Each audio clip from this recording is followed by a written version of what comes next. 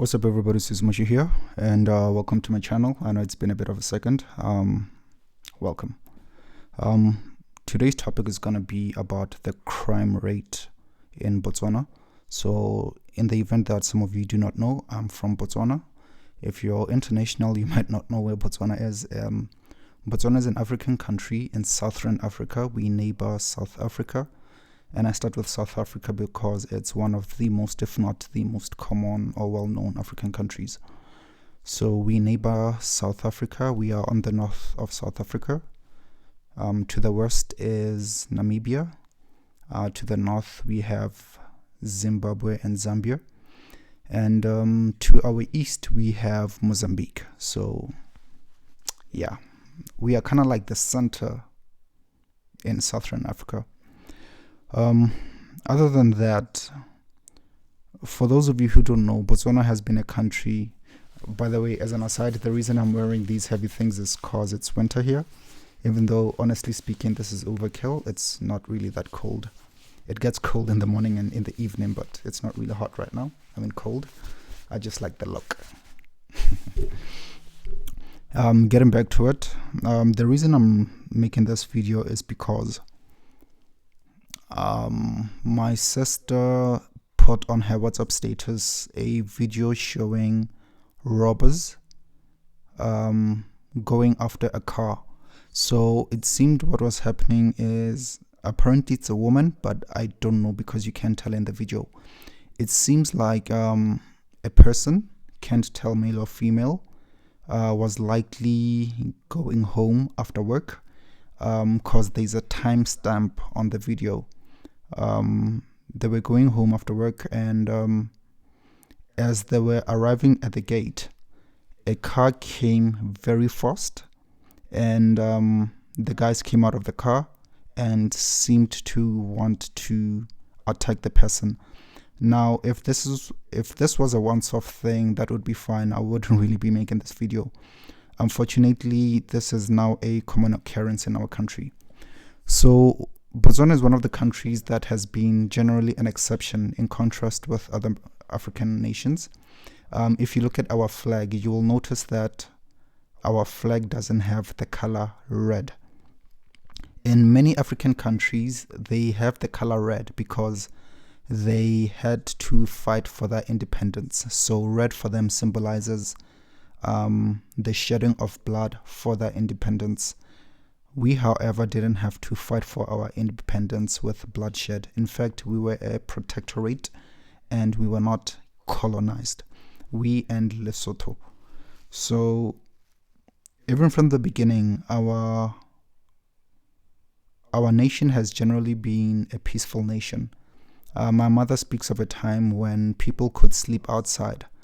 Outside as in the yard. In the yard, of course, not outside as in outside of the yard, but in the yard on the stoop, right? I hope Americans and Westerners, you also use that terminology, stoop. It might come from Afrikaans, but on the stoop. Say it was very hot, people could sleep outside, and you were not scared that someone was gonna enter your premises and pose a threat to you. More or less, it was generally just safe. What's happening, unfortunately, is there is an increase in crime. This is maybe possibly due to the general increase in unemployment. Not even because of COVID, it's just generally. We know that there is a general increase in unemployment. There's a general increase in population. But the number of jobs in the industry aren't really enough to meet up with the increase in population. And so you find that many people either are educated or not educated, but their bottom line is many of them are unemployed. And what happens when you take someone who's unemployed, who can't find a job, who maybe because of a certain socioeconomic background maybe didn't even have the opportunity to go to college or university to at least have a chance to make a better life for themselves. They resort to an easy way because it's not like you can knock on someone's door and be like, hey, I don't have a degree. I don't even have a certificate or diploma. I stopped school at Form 3 or Form 5, but I would like to work for your organization. That's not going to happen. So you find that people take the easy way out. They resort to crime, right? If you rob someone, you might get a cell phone and sell it for $1,000, right? So it makes sense, not that it's right, it makes sense that people resort to crime. Imagine making in a day what you would labor for in 30 days, right? Working the 8 to 5 and then waiting for maybe $1,000, roughly $100. Or in a day, you could simply steal someone's cell phone and sell it, and you have made your $1,000. So the painful thing is Botswana is generally that country that has been a role model to other African nations. So even for many years, many African countries would come to us to bookmark or rather benchmark. They want to know, how are we able to be a light, a pillar of democracy? For the longest, we have been that country that is anti-corruption, that country that is the symbol or embodiment of what a democratic nation is, right? And as the years have gone by, that symbol we have had has slowly become tarnished. But I'm not here to talk about that aspect of corruption and stuff, but rather I'm here to talk about the crime. So in this video, which is the video that we are focusing on, you see this car coming very fast. I think the good thing that this person did is that they did reverse parking. Reverse parking allows you to make a quick getaway, because I think it's harder to just control a car and do certain things when you put it in reverse. But because this person did reverse parking, when they put the car in gear again, they just had to step on it and run away. So kudos for them. What's painful about this is I can unfortunately relate. So my girlfriend and I, especially, was it last year? Yeah, last year and the year before. So 2019, 2020, we used to chill a lot outside our yards. So for example, I would visit her or she would visit me, and we would be in the car and we would just chill and talk for hours, sometimes until like 11 o'clock, 12 o'clock, 1 a.m. I think on 2 or 3 occasions, police once, they were just patrolling and they would stop, cause there's a car outside by a house at like 1 a.m., 12 a.m. So naturally, they just have to check who's in this car, right? So many times they would be like, okay, guys, because they would see that we're young, we're just, in love and doing, simply we're not a threat. They would tell us it is not safe, don't do this, but we would always hear stories of people who got attacked and stuff. So last year, I think it was in February or March. I think it was March. She was at my house and a car passed like way in front, and we were in her car, her parents' car. It's a Hilux. So a car comes and parks behind us, and she was like, baby, like she was just alert. But I was like, it's nothing. Because I thought these crimes occur at like 1 a.m., 12 a.m., right? So even when I saw that car and the lights, because it came slowly and parked behind us, lights were on, I was, in my mind, I'm like, no, nothing's gonna happen. Looking at the time, it was roughly 10 to 10 p.m. So that's like 9:50 plus or minus, 9:45. Immediately when after that car stopped, one guy came because I was in the passenger seat. My girlfriend was in the driver's seat. Remember, she came to visit me. So she was in the driver's seat, I was in the passenger seat.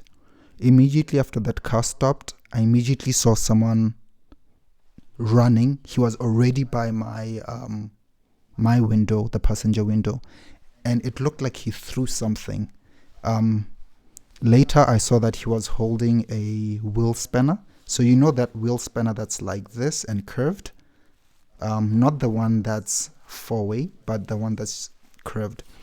He smashed the glass, the window rather, on my side. He smashed it, then tried to open. We had already locked. We locked when we saw the car just for safety. So he smashed the window, tried to open, and then because it was locked, he put his hand in to unlock. As he's doing this, another guy came at my girlfriend's window, smashed her window. Same thing. When this guy opened the door on my side, two other guys joined him. So there were three. And then there was one guy at my girlfriend's door side. That makes four in total. So it's these four plus the driver, right? So I don't know if I have the images of what happened, but that was something that was very, very, it was shocking. It was a scary experience. Scary also because, as a man, there's that innate desire to protect, especially a woman, you don't try, it's just natural. But in that instance, I couldn't really do much. Luckily, and thank God, they were not, even though they were holding weapons, they didn't hit me, they didn't hit her. Should I have resisted, likely that would have happened. But when they smashed, we started screaming, and then more or less they were like, easy, don't scream, just tone it down. Then they were just like cell phones. Actually, they didn't say cell phones, they say tsisa. Tsisa in my language means bring. So they didn't even see what we had, they just said bring. Because it was at night and we were using our cell phones, likely from a mile away, because you know how it is at night when you light up your phone, even if you're very far, because it's night and it's illuminating light, you can see it from afar. So I think they saw that, okay, these guys are in the car, they had a cell phone, they have cell phones. So they took my cell phone, they took her cell phone, and long story short, they ran away. Something that pisses me off, that actually sucks, is that when the police came, you could see how unprofessional our police were. So after those guys ran away in the car, where they were, there were a pair of scissors. So I think they use those scissors as weapons. So if they meet someone who's maybe challenging them or whatever, resistful, they maybe stab you with scissors or something. The scissors were there. The police officer literally just took them with his hands, and he was like, police are not gonna do anything with this. I mean, that was like prime evidence, but they were like, the guy just took it with his hands. He was like, they're not gonna do anything with this. Those guys opened the door, right, of the cars. The police touched where they touched. He just opened the door, inspected with a torch, closed. And in my head, I'm like, this guy's contaminating evidence. But I guess because he knows the police force better, he was like, they're not going to do anything about it. What's worse is, I thought the police would come to us, maybe try and take fingerprints. Nothing. We had to drive with a car that was beat up, smashed window, to the police station. Right?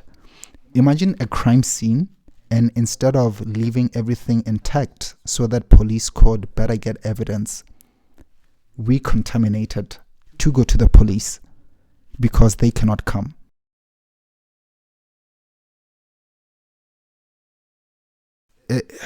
Yeah. That's how pathetic the situation is this side. So in this video, let me just play the video so that you see it.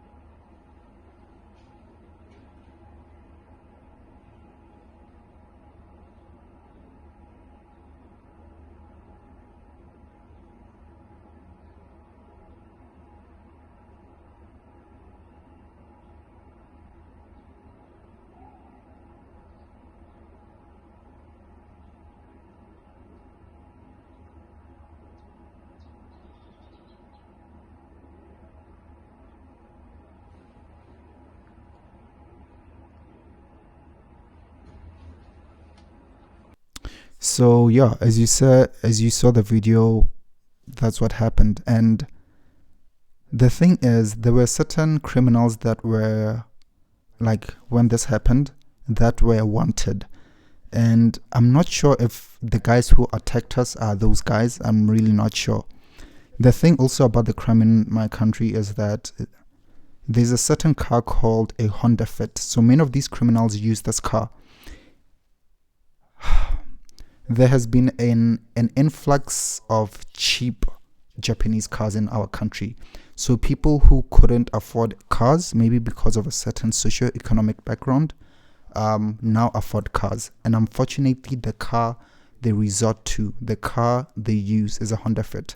In my country, this car, Honda Fit, is very infamous. Like, people do not like this car. Of course, they also use Ronexes, these small cars, Toyota Vits, but the main one is the Honda Fit. Not only this, so I'm also gonna show you another video of other crimes that happen in our country, where what happens is, in our public transport, these guys will act as though they're going into the combi. Combi is what South Africans call taxi. It's more or less, it's smaller than minibus, and it's used for public transport. So these guys will act as though they're going in, and then as they open the door, if someone has a cell phone, they will grab it and run away. And you can't follow them because usually he's not alone. So even if you're like, hey, you stole my cell phone, you're likely gonna find like 2, 3, 4, 5, 6 guys waiting for you. So you're always told, when these guys do that, just count your loss, right? So it's these grabbing of cell phone and it's these smash and grabs. So what happened with us, it's a smash and grab, right? Something that we took very lightly when that happened was not engaging a counselor, because to be honest, especially that time, it messed us up a bit psychologically. I replayed that moment a lot. Could have, should have, would have. Also, my girlfriend, when someone entered her room, like her sister, it was at night, and I think her older sister wanted something in her room. Just the fact that someone entered her room, when she wasn't expecting it, she started screaming. So it was a learning curve that, if need be, utilize the services of therapists, of counselors, of psychologists. But yeah, in a nutshell, there's an increase of crime in our country. And very recently, there was also news that the police engaged in a shootout with robbers. And to be honest, we get so frustrated that when something like this happens, we're actually happy. Not happy that someone got shot by the police, but that the police are able to take strict measures to defend us and protect us. Our country is unlike other countries such as the US. Generally, people don't have guns. Even our criminals, usually they don't have guns, unlike South Africa. They would rather have knives and, something sharp, but not guns. But it seems like slowly, unfortunately, they're going to that direction where they're using certain weapons that, are scary. Well, a knife is scary in itself, but yeah, they're using guns and just advancing, unfortunately. So yeah, in a nutshell, that's the crap that happens in our beautiful country, Botswana. And when things will change, how, I don't know, but something has to give. And to anyone who has fallen victim to this, I would say engage psychologists. I'm speaking from experience. If it happens to you, believe me, just see someone to help you talk about it. I'm more cautious now. We no more hang at night. Well, even if we wanted to hang at night, it's now, COVID. So there are a lot of lockdowns and restrictions, curfews. So we can't really chill until very late. But just generally, always be cautious of where you are, of your surroundings. If you're in public transport, don't be that guy with headphones on the cell phone. If you're going to be on your cell phone, make sure that you're alert. If the combi stops, to have someone go, leave, or come in, hold your cell phone. Be alert. Don't just be on listening to music, zoned out, watching YouTube videos. People will grab it. At my school, someone told us that they had their cell phone stolen. Is it like 10 days ago? Roughly, I think less than 10 days ago. And she was screaming. She's Zimbabwean. She was like, someone stole my phone. And people were just quiet. Not that they don't want to help, but they can't. They know that should they do something, they put themselves at risk. So yeah, that's the situation in my beautiful country, Botswana. Crime is unfortunately quite high, but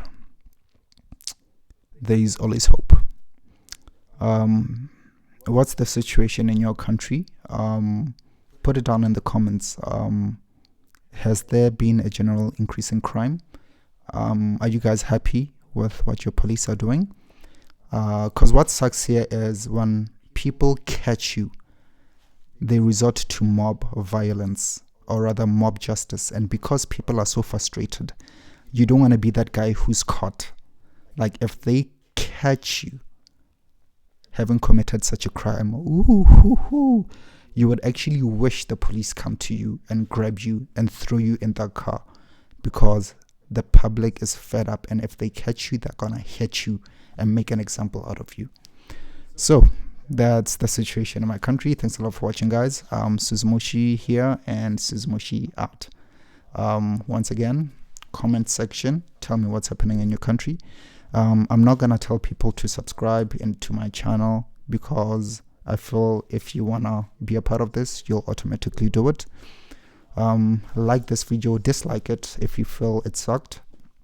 Until next time, ciao. I'm about to have some knickknacks. Bye.